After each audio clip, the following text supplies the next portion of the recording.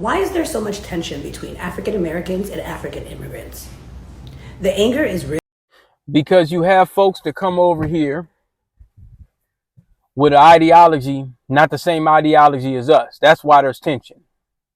You're coming over here to somebody else's country and basically telling them, not all of them, but I'm just saying, you're telling them, oh, well, they lazy and this, that, and the third, and they're this and they're that. The thing is you couldn't survive back home. So that's why you're coming over here. So we ain't really got no tension against y'all. Not really. We ain't really tripping. We just ain't allowing no disrespect. Those days are over. And righteous, but deeply misunderstood. Some Africans are still carrying hurt from being called things like African booty scratcher. Now let's stop right there.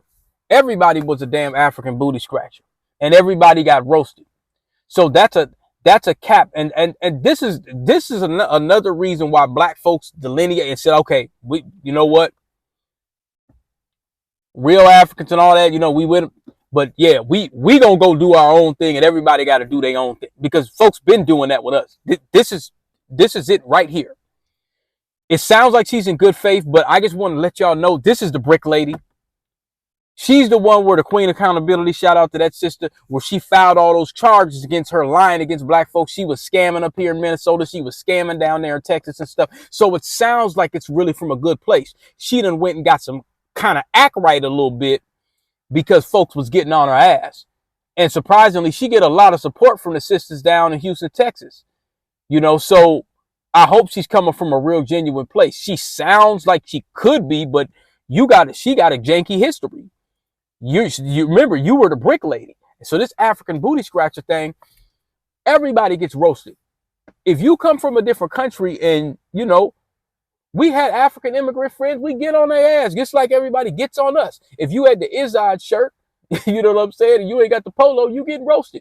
If your shit ain't creasing, you got a janky hairline, we gonna get you together. That's a part of our culture. We've been doing that. You should have came down to see the Riverside in the 90s and seen how it was. Everybody's getting roasted. That was mainly foundational blacks and Eritreans and Ethiopians and Somalis came later. Y'all, yeah, this some Johnny come lately stuff. This African booty scratcher thing. Everybody was a damn African booty scratcher. Everybody was a damn African booty scratcher. So yeah, you might have got roasted, but see the fact that y'all are butthurt about people making fun of you. We all got roasted. That's a black American thing. So the fact that you can't take the roast, that's something else. Made fun of for their accents and clothing. But hear me, that pain does not justify hating a whole group of people. Principle has to come before personality. Many African immigrants are taught a survival tactic from the moment they arrive. Work hard, stay quiet, and distance yourself from African Americans. It's practical, it works. And this is something that they used to talk about years ago. They used to sit them in front of TV, especially here in Minnesota, and tell them stay away from us. That don't work no more. We not buying it. We're not buying it because y'all niggas got these things right here. Y'all got cell phones, so we not gonna buy it. And it doesn't work because y'all are screaming and whining about ICE and screaming about being deported and this, that, and the third. So it obviously it didn't work. You staying away from us, and now you want to come over here. My brother, no. It don't work like that. You're often rewarded with respect and opportunities that you might otherwise be denied. Many are also escaping violence and very harsh living conditions, determined to make it big, and are often supporting family back home. That focus can make their quest in America feel selfish, and they may not be invested in politics, but they should be. You can't just discard the people who gave you those opportunities. But that cloak is a false safety net, and when racism comes knocking on your door, and it will, you'll be reminded that you're just. And it's been knocked on the door to my man over here in Iowa, the superintendent. It knocked on his door. It's been knocking. Yeah, since Donald got in, he's getting y'all niggas up out of here. So all that I work hard, you African American niggas and all, yeah, that don't work. And to be quite honest, I'm gonna be honest with you. Out here in Minnesota, we generally don't have too many issues, with West Africans and stuff like that. The thing is a lot of that stuff get checked at the door. We'll let them niggas know. Yeah. They can't really, they can pull it on TikTok on the internet, but they be on their best behavior. We ain't got no, we don't really have no issues and stuff. Not like that. Now, in the workplace, I hear some horror stories back to back by a lot of the sisters. Because what a lot of these white liberals do is they hire the immigrant class because they don't want to pay them. They don't want to give them, give them the laws and the things that they should, they don't want to give them the same rights as citizens because some of them are immigrants or visa holders or whatever like that. So, and then another thing what they can try to do is try to hire some of them over us. And then that might seem like it might be a division where like, damn, you know what I'm saying? These folks showed up 5 minutes and they getting all these benefits. So they intentionally do this stuff to try to spark division.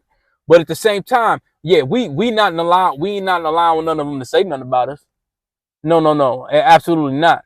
Because like I said, when they come knocking at the door, hey, we built this so your black ass could get over here. Without us, you wouldn't even be able to do it. There's nothing y'all did over there for us that's equivalent to what we did over there. And some people may say that's mean, but that's the damn truth. There's nothing that they've done over in the motherland that's equivalent to what our folks have done for the last 300 plus years for them to come and enjoy this American land. So yeah, we not gonna play that African booty scratcher game. We not gonna do that. Another black person. Meanwhile, African Americans built this country brick by brick. I'm glad she said that. I'm glad she said that. Through blood, labor, and sacrifice. And then they have to watch new arrivals like us walk into opportunities that they're denied. That anger is not jealousy. It's a demand for justice, for recognition for everything they've given and everything stolen from them. White people prefer to work with Africans because it allows them to avoid the proximity to slavery and other cruel acts that they've. And not only that, a lot of times those dudes be on the job samboing and tap dancing it up. We don't just accept anything. And the Indians be doing that too. They the main ones. They really, really do it. They do it more than anybody.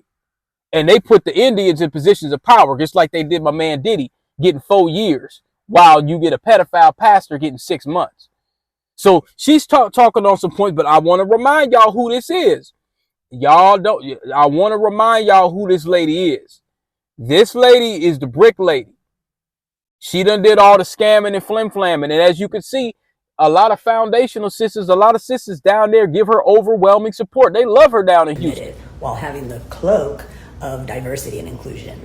It's all about their comfort and avoiding the guilt. Another reason why black folks spoke out against her, she was doing all this performative stuff, let me twerk for reparations and all that. So some of that stuff that she was doing, I want reparations, so let me twerk, and she was like making little videos, and people in the comments have been kind of letting her know, like, hey man, we remember you doing this little funny style stuff. You weren't one of these so-called non-black American allies that was just kind of on the front line of, without making it like comedy funny style. She was doing that. So that's why we're bringing this up. And a lot of people got on her. You know what I'm saying? So it's kind of like, baby, you're riding the fence a little bit, and then she's sliding in the feminist thing. We don't do that. The gender war feminist thing. Yeah, we don't do that, baby. No, we eradicated that. All them little buck broken Negroes that kind of used to slide out here left and right or whatever, they've been eradicated. You seen what happened to Essence? Yeah, you seen what happened to Essence?